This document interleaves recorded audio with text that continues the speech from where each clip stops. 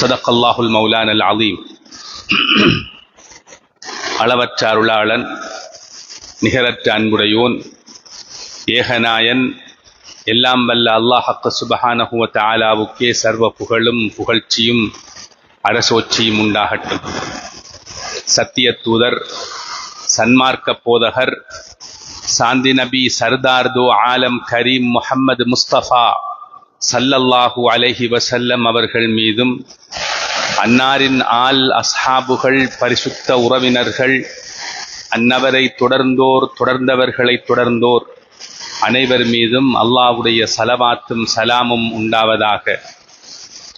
அல்லாஹ் எமக்கு கடமையாக்கி இருக்கின்ற கடமைகளுள் ஒன்றான புனிதமான ஜும்ஆவினுடைய கடமையை நிறைவேற்றுவதற்காக வேண்டி அல்லாஹுவின் மாளிகையில் ஒன்று கூடியிருக்கும் இஸ்லாமிய சகோதரர்களே, அல்லாஹ் சுப்ஹானஹு வ தஆலா நீங்கள் உங்களது வாழ்க்கையில் எந்தெந்த விடயங்களை எடுத்து நடந்து கொள்ளுங்கள் என எமக்கு கட்டளையிட்டுள்ளானோ அந்த விடயங்களை எங்களால் முடிந்தளவு எடுத்து நடந்து கொள்ளும்படியும், எந்தெந்த விடயங்களை எல்லாம் செய்ய வேண்டாம், தவிர்ந்து கொள்ளுங்கள், விலகிக் கொள்ளுங்கள், விலக்கிக் கொள்ளுங்கள் என எம்மை எச்சரித்துள்ளானோ அந்த விடயங்களை விட்டு முற்றுமுழுதாக ஒதுங்கி தவிர்ந்து நடந்து கொள்ளுமாறு ஆரம்பமாக எனக்கும் அப்பால் உங்களுக்கும் வசியத்தென்னும் நற்கட்டளை பிறப்பித்தவனாக, இஅ்திகாஃபுடைய நிய்யத்தையும் நினைவூட்டியவனாக இன்றைய ஹுத்பா பிரசங்கத்தினை ஆரம்பம் செய்கின்றேன்.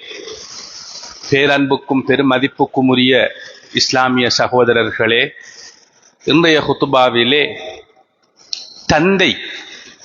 தந்தை என்பவர் இஸ்லாத்திலே எப்படி பார்க்கப்படுகின்றார் என்பது பற்றி சில குறிப்புகளை முன்வைக்கலாம் என்று நினைக்கின்றேன். எங்கள் எல்லோருக்கும் தெரியும், இஸ்லாம் எம்மை பெற்று வளர்த்த தாய் தந்தையருக்கு நாம் எப்பொழுதும் உபகாரம் செய்ய வேண்டும் என்பதனை மிக முக்கியமான ஒரு கடமையாக ஆக்கி வைத்திருக்கின்றது. தாய் தந்தையரை நோவிப்பது, அவர்களை நோவினை செய்வது, அவர்களை புறக்கணிப்பது பெரும் பாவங்களுள் ஒன்று. எந்த அளவென்றால், அல்லாஹ்வுக்கு இணை வைத்தல் என்கின்ற மிக கொடிய பாவத்திற்கு அடுத்த நிலையில் உள்ள பாவமாக தாய் தந்தையர்களை நோவினை செய்வது கருதப்படுகின்றது. அந்த தலைப்பு சம்பந்தமாக நாம் அதிகம் கேட்டிருக்கின்றோம். தாய் தந்தையர்கள் பற்றிய ஹுத்பாக்களை கேட்கின்ற பொழுது, உரைகளை கேட்கின்ற பொழுது அதிகம் தாயை பற்றியும் தாய்மை பற்றியும் அதிகம் பேசுவார்கள். தந்தை பற்றி பேசப்படுவது மிக குறைவாகவே இருக்கின்றது. தந்தையை பற்றி நாம் ஒவ்வொருவரும் கட்டாயம் புரிந்து கொள்ள வேண்டும். சகோதரர்களே, பெரியார்களே, வேர்களுக்கு எதற்கு விளம்பரம் என்று சொல்லுவார்கள். ஒரு மரம்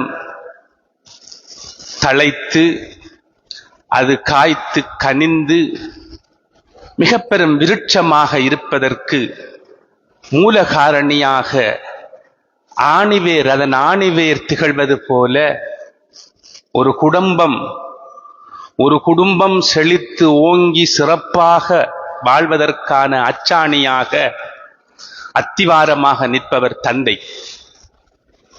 தந்தைதான் எங்களுக்கான அடையாளம், எங்களுக்கான முகவரி. நாளை மறுமை நாளில் அல்லாஹு தஆலா எங்களது பெயரை சொல்லி அழைப்பான். எங்களது பெயரோடு எங்களது தந்தையின் பெயரையும் சொல்லித்தான் எங்களை அழைப்பான். எங்களுக்கான முகவரியையும் அடையாளத்தையும் தருபவர் தந்தை. அந்த தந்தை இஸ்லாத்தின் பார்வையில் உன்னதமான கௌரவத்தை பெற்ற ஒருவர். தந்தை என்ற பாத்திரத்தை வகிப்பவர் சாதாரணமான ஒருவர் அல்ல. அவருக்கு இஸ்லாம் வழங்கி இருக்கின்ற கௌரவங்களை நாம் கட்டாயம் புரிந்து கொள்ள வேண்டும். எங்களது தலைமுறையினருக்கும் அதனை கடத்த வேண்டும். நாம் இந்த செய்தியை எங்களது தலைமுறையினருக்கு கடத்தவில்லை என்றால் மிக மோசமான பின்விளைவுகளை நாம் சந்திக்க வேண்டி வரும். இன்று சமூகத்திலே காணப்படுகின்ற பல்வேறு விஷயங்களை உன்னிப்பாக அவதானித்ததன் பின்புதான் இந்த தலைப்பை பற்றி உரையாடலாம் என்று நான் முடிவுக்கு வந்தேன்.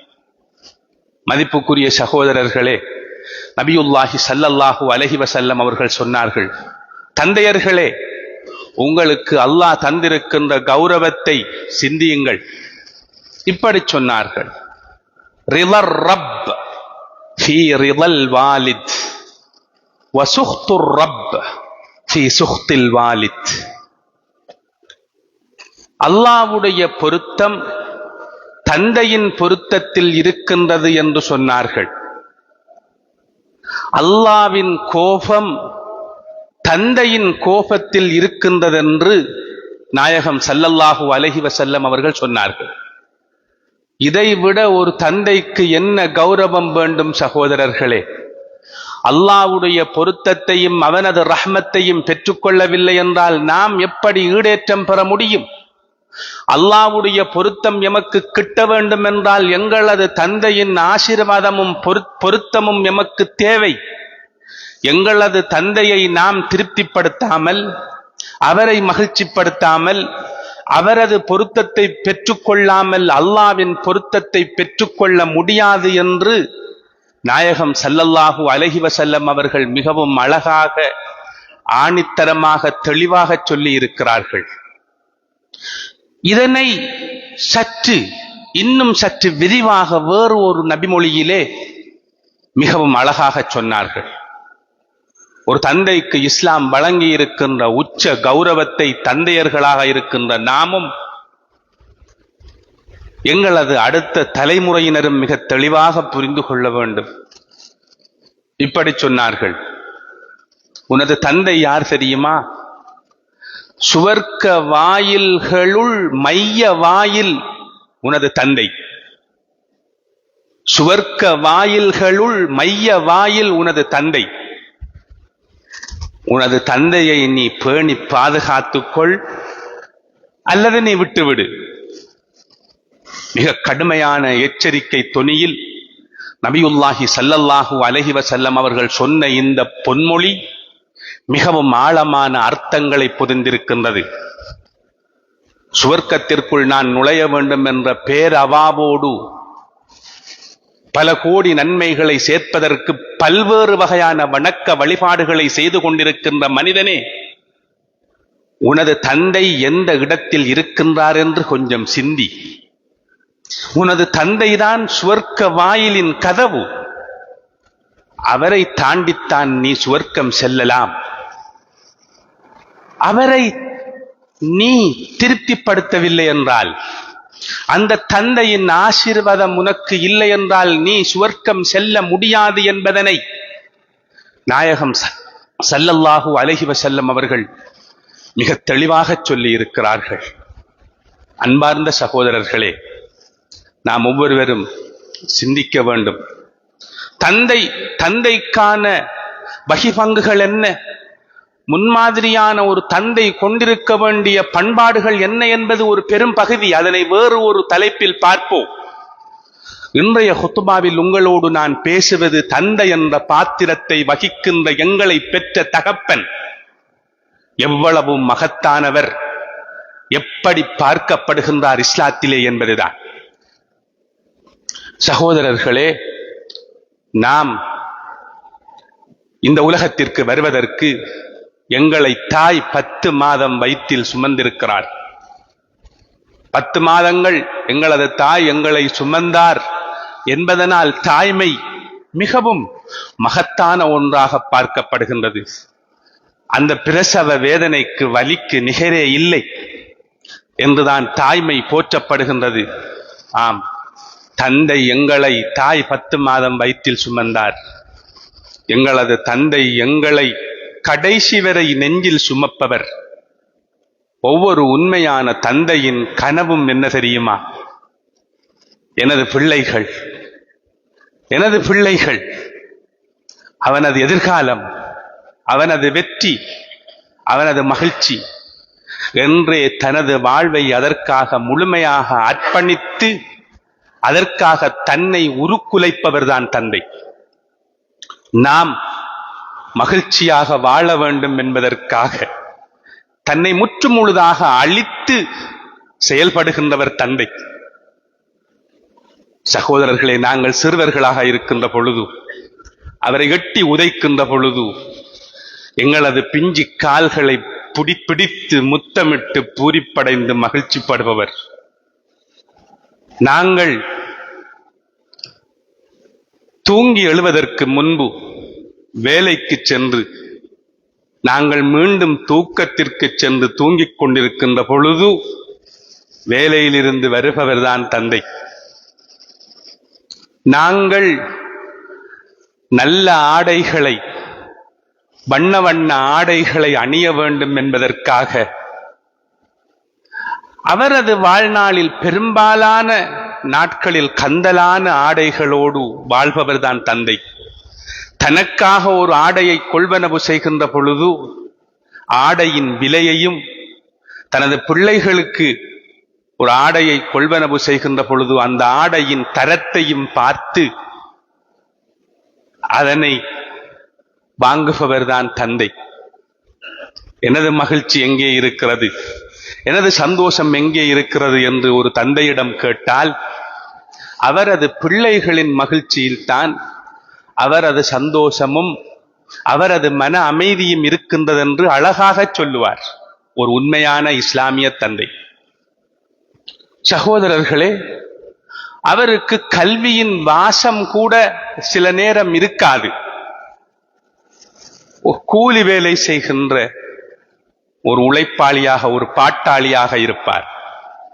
ஆனால் அவரிடம் அவரது பிள்ளைகளின் எதிர்காலம் பற்றி கேட்டால், எனது பிள்ளை மிக பெரும் மேதையாக வர வேண்டும், உலகத்தில் இருக்கின்ற அதி உயர்ந்த படிப்புகளை படித்து எனது மகன் இந்த இடம் வரை கல்வியின் உச்சம் தொட வேண்டும் என்று அழகாக சொல்லுவார். அதற்காக தன்னை முழுமையாக அர்ப்பணிப்பார். தனது வியர்வையை உரமாக்கி ஓடி உழைத்து அந்த மகன்களை உருவாக்கி சிகரத்தில் ஏற்றிவிட்டு அமைதியாக அழகாக அதனை பார்த்து மகிழ்ச்சிப்படுகின்ற எந்த விதமான சுயநலமுமற்ற உள்ளம்தான் தந்தையின் உள்ளம். அதனால்தான் அந்த தந்தையை அல்லாஹ் ரப்புல் ஆலமீன் தந்தையின் பொருத்தம் தான் எனது பொருத்தம், தந்தையின் கோபம் தான் எனது கோபம் என்று சொல்லுகிறார். சகோதரர்களே, பெரியார்களே, இன்று குழந்தைகள், பிள்ளைகள் வளர்ந்து விட்டார்கள், உச்சத்தை தொட்டு விட்டார்கள், கல்வியிலே உச்சத்தை தொட்டு விட்டார்கள். மிகச் சிறிய வயதிலேயே அதி உச்ச சம்பளத்தை, ஊதியத்தை பெற்று வாழ்கிறார்கள். ஆனால் தந்தையர்கள் பலரின் நிலை இன்று கவலைக்கிடமாக இருக்கின்றது. நாங்கள் விரும்பியோ விரும்பாமலோ ஏற்றுக்கொள்ள வேண்டிய பல உண்மைகள், கசப்பான உண்மைகள் இருக்கின்றது. மகன் மத்திய கிழக்கு நாட்டிலே அல்லது ஐரோப்பிய கண்டத்திலே வாழ்கிறான், பல கோடி ரூபாய்கள் பெறுமதியான வாகனத்தில் பயணிக்கிறான், அதி உச்ச உல்லாச வாழ்க்கையை வாழ்கிறான். ஆனால் தந்தை, அவரது வேர்வையை உரமாக்கி அவனை வளர்த்தெடுத்த தந்தை அன்று ஓடிய அதே துவிச்சக்கர வண்டியைத்தான் இன்றும் ஓடுகிறார். எல்லோரையும் சொல்லவில்லை, பலருக்கு இது பொருந்தும், பலர் சிந்திக்க வேண்டும். அவர் அப்படித்தான் வாழ்கிறார். சகோதரர்களே, பெரியார்களே, இன்னும் ஒரு படி மேலே இதனை கொஞ்சம் படும்படி சொல்ல போனால், வெளிநாடுகளில் இருந்து உழைத்து அதற்காக கடலோரங்களில் அல்லது எங்காவது வயல்வெளிகளில் நிலப்புலங்களை வாங்கி போட்டு தனது காணிக்கான காவலனாக தனது தாய் தந்தையர்களை பயன்படுத்துகின்ற பலர் என்றிருக்கிறார்கள். சகோதரர்களே, பெரியார்களே, நாம் ஒவ்வொருவரும் அல்லாஹ்வை பயந்து கொள்ள வேண்டும், மிக கவனமாக சிந்திக்க வேண்டும். அக்கறை பெற்று ஆதார வைத்தியசாலைக்கு செல்லுங்கள். நாள்பட்ட நோயாளிகள், தொற்றா நோயாளிகளுக்கான கிளினிக் டே, அந்த நாளிலே செல்லுங்கள். அதிகாலை 4 மணி 5 மணிக்கு சில தாய் தந்தையர்கள் வருகிறார்கள், தன்னன் தனியாக வருகிறார்கள். அவர்களுக்கு துணை ஆட்டோ சாரதிகள் தான்.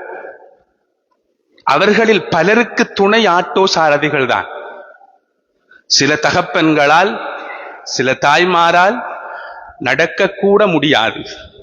அந்த ஆட்டோ சாரதி தான் அவரை கைப்பிடித்து கொண்டு வந்து இருப்பாட்டி அவருக்கான நம்பரை எடுத்து கொடுத்து அங்கே அவர் மருந்தை வாங்கி செல்கிறார். ஒரு மாதத்திற்கு தேவையான மருந்தை வாங்கி செல்கிறார்.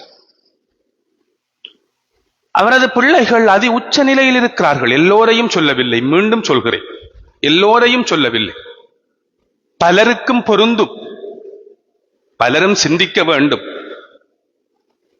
பிள்ளைகள் அதி உச்ச வாழ்க்கையை வாழ்கிறார்கள். தன்னை பெற்ற தந்தைக்கு தாய்க்கும் தந்தைக்கும் சேவகம் செய்வதை விட ஓர் அறத்தை ஓர் பாக்கியத்தை இந்த உலகத்தில் ஒரு மனிதன் ஒரு பொழுதும் பெற்றுக்கொள்ள முடியாது. அது அல்லாஹ் எமக்கு தருகின்ற வரப்பிரசாதம் என்பதனை மனதில் வைத்துக் கொள்ளுங்கள்.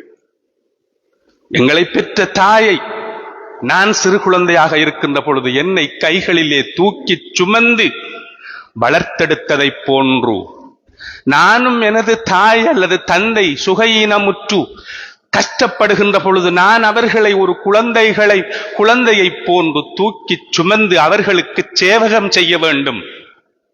இது அல்லாஹ் எனக்கு தந்திருக்கின்ற அருட்பாக்கியம் என்பதனை நாம் ஒவ்வொருவரும் எங்களது மனங்களில் பதித்து வைத்துக் கொள்ள வேண்டும். சகோதரர்களே,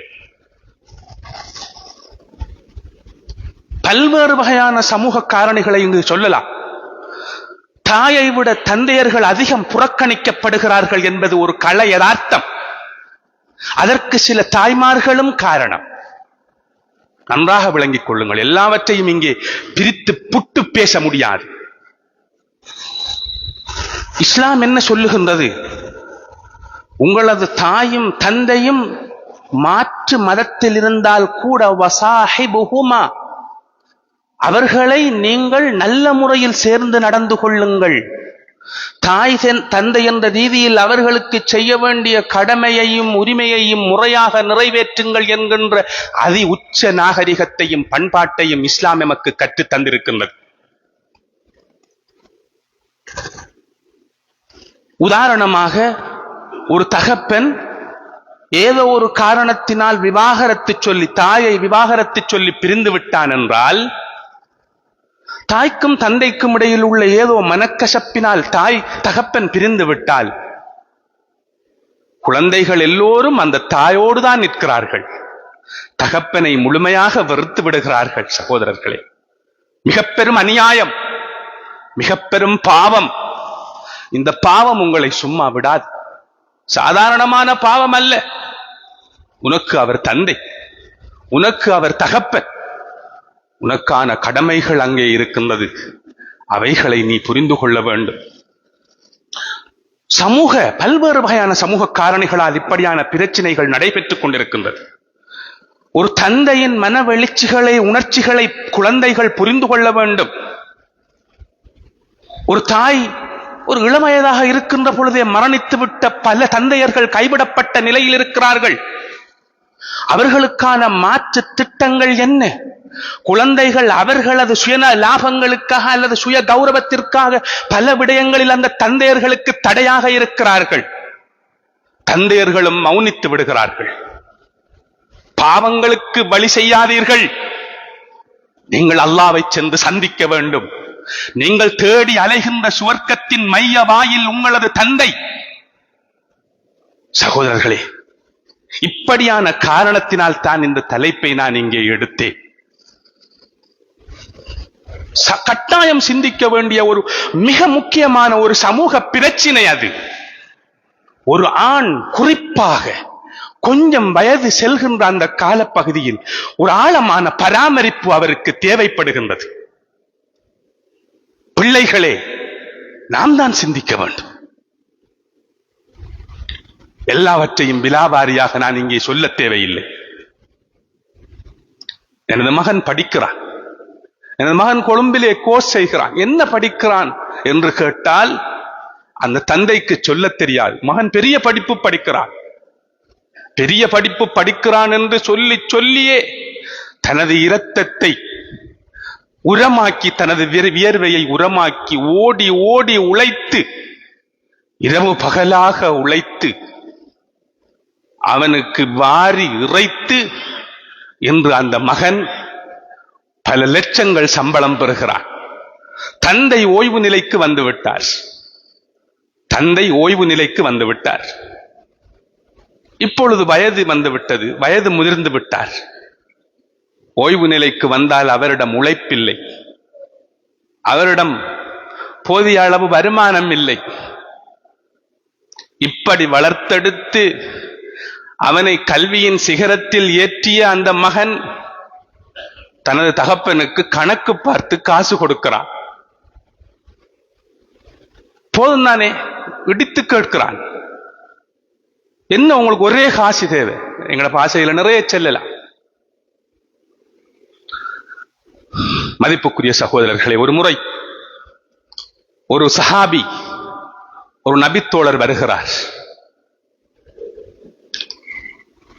வந்து நாயகம் ஸல்லல்லாஹு அலைஹி வஸல்லம் அவர்களிடம் சொல்லுகிறார், அல்லாஹ்வின் தூதரே, என்னிடம் செல்வம் இருக்கின்றது, எனக்கு குழந்தைகளும் இருக்கிறார்கள். எனது தந்தை என்னுடைய செல்வத்திலிருந்து எனக்கு தெரியாமல் எடுத்துக் கொள்கிறார் என்று முறைப்பாடு செய்கிறார். அப்பொழுது நாயகம் ஸல்லல்லாஹு அலைஹி வஸல்லம் அவர்கள் அவருக்கு சொன்ன பதில் இதுதான் மெசேஜ். மிக கவனமாக சிந்தியுங்கள்.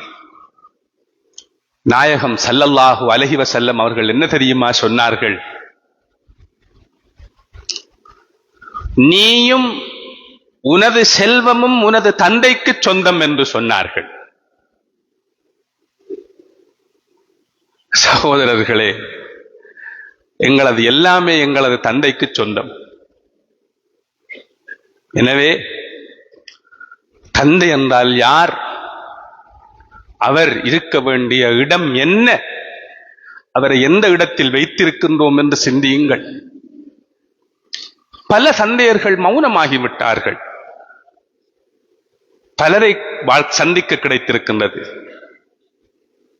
எங்களுக்கு எங்களது தந்தை ஒரு மிக பெரும் ரோல் மாடல். அவர் எப்படியாக இருந்தாலும் சரி, அவர் எந்த நிலையில் இருந்தாலும் சரி, அவர் எனக்கு தந்தை. அவருடைய பொருத்தத்தில் தான் எனது ரப்புடைய பொருத்தம் இருக்கிறது. அவ்வளவுதான், அதை தவிர வேறு ஒன்றுமே கிடையாது. ஒரு காலத்தில் நாங்கள் சிறுவர்களாக இருக்கின்ற பொழுது எங்களுக்காக அவரை உருக்கி உருக்குலைத்து உழைத்து தருகின்ற பொழுது நாங்கள் வேண்டியதையெல்லாம் விரும்பியதையெல்லாம் சில நேரம் தாய் விரும்ப மாட்டார். அதை வாங்கிக் கொடுக்க வேண்டாம், அதன் மூலம் அவர் பழுதாகி விடுவார் என்று தாய் சொன்னாலும், தகப்பன் ஆரம்பத்திலே கண்டித்தாலும் பிறகு பின்னால் சென்று வாங்கி கொண்டு வந்து கொடுத்து விடுவார். அதுதான் தகப்பன். ஒரு காலத்திலே ஒரு ரோல் மாடலாக இருந்தார் தந்தையுடைய குரல். அவரது கம்பீர குரலை நாங்கள் கடும் ஆழமாக ரசித்திருக்கிறோம். அப்படி இருந்த பல தந்தையர்கள் இன்று மௌனிகளாகிவிட்டார்கள். அவர்கள் பேசுவதில்லை. சமூகத்திலே யாரையும் நாம் காட்டிக் கொடுக்க கூடாது. நம்மளது குடும்ப பிரச்சினை, வீட்டு பிரச்சினை வெளியில் வரக்கூடாது என்பதற்காக பல விடயங்களை தங்களது ஆழ் மனதிற்குள் போட்டு புதைத்துக் கொண்டு மௌனிகளாகவே பயணித்துக் கொண்டிருக்கிறார்கள். மதிப்புக்குரிய சகோதரர்களே, மத்திய கிழக்கு நாடுகளிலே மிக பெரும் செல்வந்தர்களாக நல்ல ஊதியத்தோடு அழகாக வாழ்கின்ற நீங்கள், குளிரூட்டப்பட்ட 2-3 கோடி ரூபாய் கார்களில் பயணிக்கின்ற நீங்கள், உங்களது தாய் தந்தையருக்கு, வயதான தாய் தந்தையருக்கு எவ்வகையான ஒழுங்குகளை செய்யலாம் என்று சிந்தியுங்கள். அவரை பராமரிப்பதற்கு, மொத்தமாக அவரை பராமரிப்பதற்கு என்ன செய்ய வேண்டும் என்று சிந்தியுங்கள். உங்களது காணிகளின் காவலர்களாக அல்லது நீங்கள் பெற்றெடுத்திருக்கின்ற உங்களது பிள்ளைகளை வளர்க்கின்ற ஆயாக்களாக அவர்களை நீங்கள் ஆக்க வேண்டாம். அவர்கள் உங்களது எஜமான்கள், உங்களது அரசர்கள், உங்களது சுவர்க்கத்தை தீர்மானிக்கப் போகின்றவர்கள் என்கின்ற சிந்தனையோடு வாழுங்கள். அதுதான் இஸ்லாம் நமக்கு சொல்லித் தருகின்ற விடயம். அரபு இஸ்லாமிய நாடுகளிலே இதனை அழகாக காணலாம். சவுதி அரேபியாவிலே சகோதரர்களே சில அதிசயங்களை காணலாம். ஒரு தந்தை, நான் சவுதி அரேபியாவிலே ஒரு சவுதியைச் சேர்ந்தவர், அது குடும்பத்தின் அவரது வீட்டிலே தங்கி இருந்திருக்கிறேன். எப்படி என்றால், குழந்தைகள், பிள்ளைகள் தனது தந்தையை கண்டால் உடனே அவரது நெற்றியில் பாய்ந்து முத்தமிட்டு அவரது கையையும் முத்தமிட்டுத்தான் பணிந்து கதைக்க ஆரம்பிப்பார்கள். அது யாராக இருந்தாலும் சரி.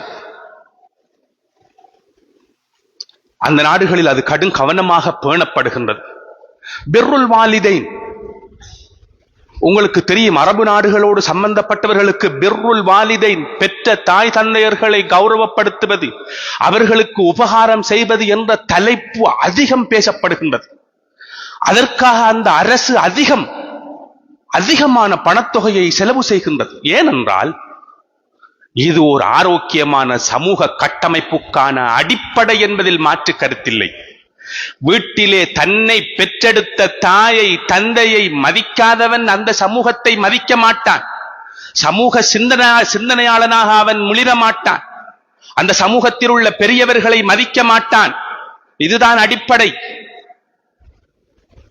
சகோதரர்களே, சவுதி அரேபியாவிலே சில ஆண்டு காலங்களுக்கு முன்பு நீதிமன்றத்திற்கு ஒரு விசித்திரமான வழக்கு வந்தது. உங்களில் பலரும் அதை தெரிந்திருக்கலாம். ஏனென்றால் சமூக வலைத்தளங்களில் அது மொழிபெயர்ப்பு செய்யப்பட்டது. 70 வயது நிறைந்த ஒரு மனிதன்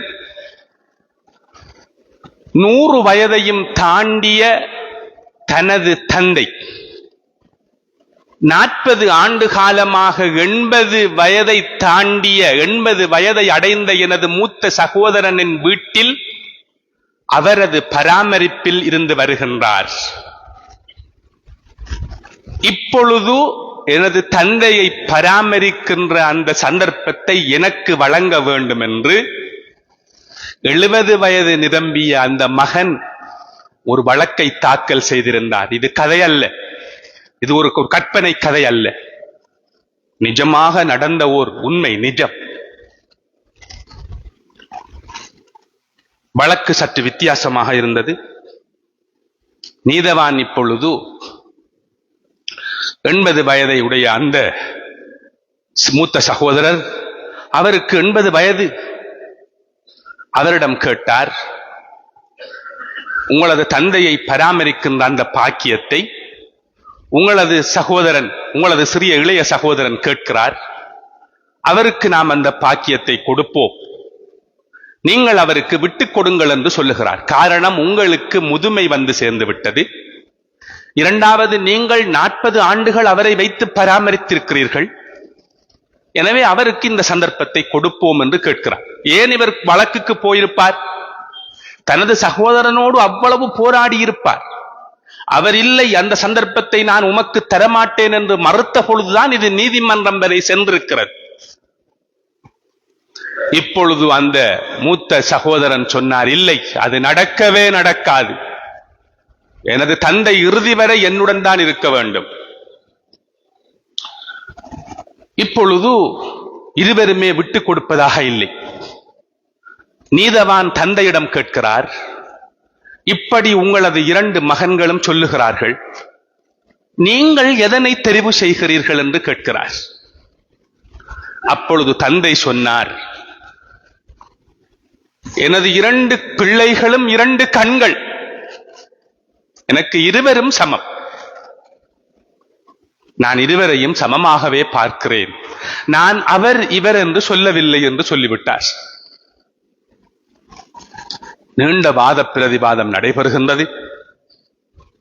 கடைசியாக நீதிமன்றம் தீர்ப்பை வழங்குகின்றது. மூத்த சகோதரனின் வயது நிலையை கருத்தில் கொண்டு, அவரது உடல் நிலையை கருத்தில் கொண்டு, இரண்டாவது சகோதரன் இன்றிலிருந்து அவரது தந்தையை பராமரிக்கின்ற பொறுப்பை எடுத்துக் கொள்ளட்டும் என்ற தீர்ப்பை நீதிமன்றம் வழங்குகின்றது. சகோதரர்களே, இந்த தீர்ப்பு வழங்கப்பட்டதும் அந்த மூத்த சகோதரன் அலறிய அலறுவையின் ஊடாக, அவர் அழுத அழுகையின் ஊடாக அந்த நீதிமன்றம் நடுங்கி நின்றது. அவ்வளவு கத்தி அழுதார்.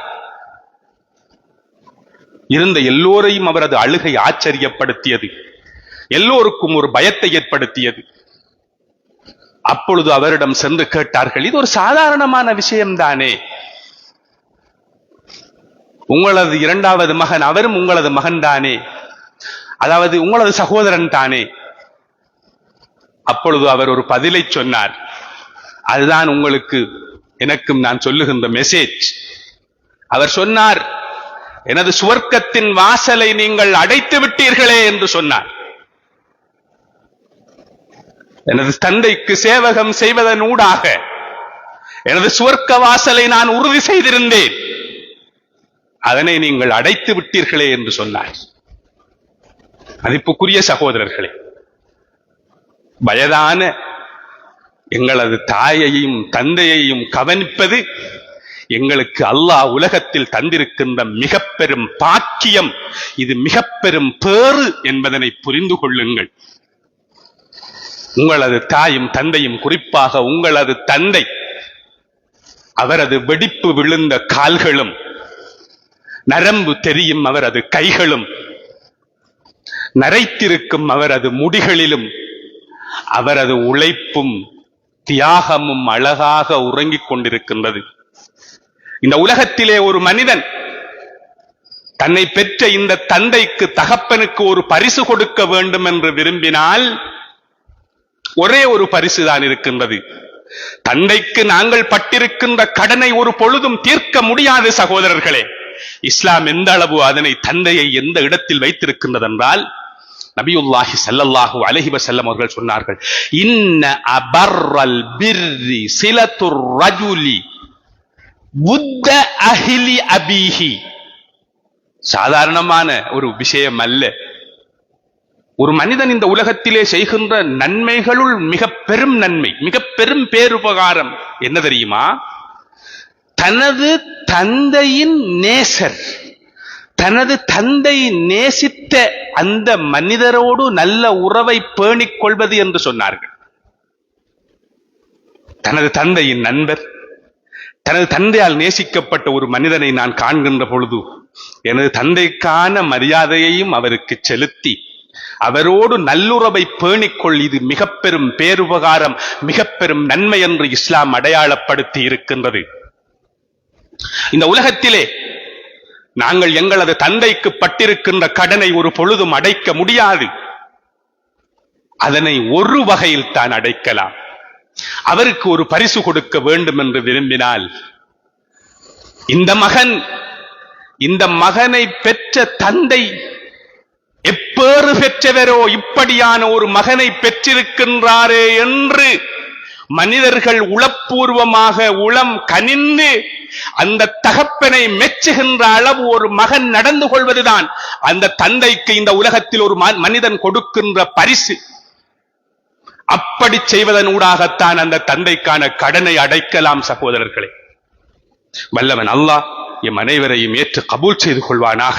அவனது நல்லடியார்களது கூட்டத்திலே சேர்த்தருள்வானாக. அவனது வழிகாட்டலை முழுமையாக பின்பற்றி வாழக்கூடியவர்களாக எங்களை ஆக்கி அருள்வானாக.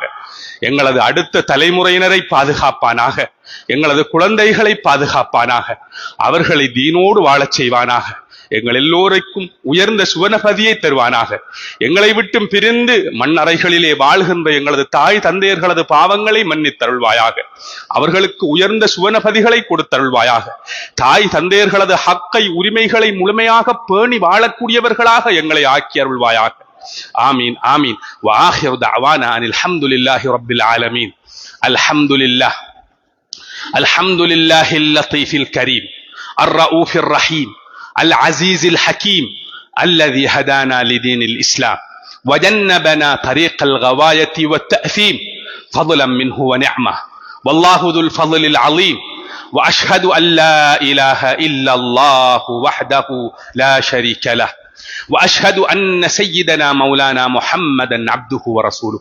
اللهم صل على سيدنا محمد النبي الأمي وعلى آله وصحبه وسلم. ثم أما بعد، فيا أيها العباد الحاضرين، اتقوا الله حق التقوى.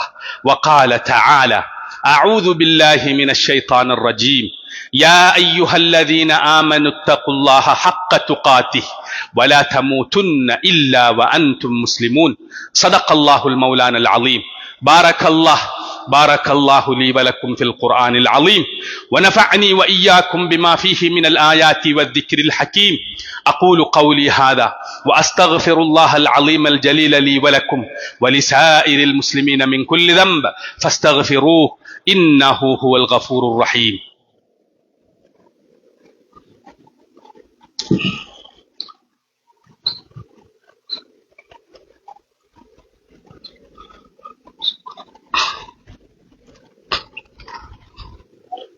الحمد لله على إحسانه، والشكر له على توفيقه وامتنانه، وأشهد أن لا إله إلا الله وحده لا شريك له، وأشهد أن سيدنا مولانا محمدا عبده ورسوله. اللهم صل على سيدنا محمد النبي الأمي وعلى آله وأصحابه وإخوانه وسلم تسليما كثيرا. ثم أما بعد، فيا أيها الناس، اتقوا الله حق التقوى، واستمسكوا من الإسلام بالعروة الوثقى، واحذروا المعاصي فإن أقدامكم على النار لا تقوى. واعلموا أن أحسن الحديث كتاب الله، وخير الهدي هدي محمد صلى الله عليه وسلم، وشر الأمور محدثاتها، وكل بدعة ضلالة. وعليكم بالجماعة فإن يد الله على الجماعة، ومن شذ في النار. واعلموا أن الله سبحانه وتعالى أمركم بأمر بدأ فيه بنفسه، فقال تعالى قولا كريما: إن الله وملائكته يصلون على النبي يا أيها الذين آمنوا صلوا عليه وسلموا تسليما. اللهم صل على سيدنا محمد صاحب الوجه الأنور والجبين الأزهر، وارض اللهم عن الأربعة الخلفاء الراشدين، سيدنا أبي بكر الصديق رضي الله عنه، وسيدنا عمر بن الخطاب رضي الله عنه، وسيدنا عثمان بن عفان رضي الله عنه، وسيدنا علي بن أبي طالب رضي الله عنه، وعن بقية الصحابة والتابعين ومن تبعهم بإحسان إلى يوم الدين، وعنا معهم بعفوك وكرمك وإحسانك يا أرحم الراحمين. اللهم أعز الإسلام والمسلمين، وأذل الشرك والمشركين، وانصر عبادك الموحدين. اللهم ادفع عنا الغلا والوبا والربا والزنا والزلازل والمحن وسوء الفتن ما ظهر منها وما بطن عن بلدنا هذا خاصة، وعن سائر بلاد المسلمين عامة يا رب العالمين. ربنا آتنا في الدنيا حسنة وفي الآخرة حسنة وقنا عذاب النار. ربنا اغفر لنا ولوالدينا، ربنا رب ارحمهما كما ربياني صغيرا. وصلى الله وسلم على سيدنا محمد النبي الأمي وعلى آله وصحبه أجمعين، والحمد لله رب العالمين. عباد الله، إن الله يأمر بالعدل والإحسان وإيتاء ذي القربى، وينهى عن الفحشاء والمنكر والبغي، يعظكم لعلكم تذكرون. اذكروا الله العظيم الجليل يذكركم، واشكروه على نعمه يزدكم، ولذكر الله أكبر، والله يعلم ما تصنعون. أقم الصلاة. اللهم صل على سيدنا محمد وعلى آله